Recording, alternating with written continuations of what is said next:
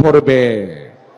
প্রিয় ভাই বোনেরা, চিন্তা করুন, এই রকম কথা কে বলতে পারে যে 12 তারিখ পর্যন্ত তাদের নেতাকর্মীরা জনগণের পা ধরবে? তাহলে 12 তারিখের পর থেকে জনগণ তাদের পিছে পিছে ঘুরবে, জনগণ তাদের পা ধরবে। এই কথা থেকে প্রমাণিত হয় কি তাদের মেন্টালিটি, কোন পর্যায়ের মানুষ হলে তারা জনগণকে নিয়ে এরকম তুচ্ছ তাচ্ছিল্য কথা তারা বলতে পারে। প্রিয় ভাই বোনেরা, এইসব লোক যদি নির্বাচিত হয়, এইসব লোক যদি দায়িত্ব পায়, তাহলে আজকেই আমাদের কাছে পরিষ্কার হয়ে যাচ্ছে যে জনগণের ঠ্যাং ধরবা, এই ঠ্যাং ধরলে কোনো খারাপ কিছু না। তুমি ঠ্যাং ধরবা একদিন, আমরা নির্বাচিত হলে আমাদের ঠ্যাং ধরবে 5 বছর।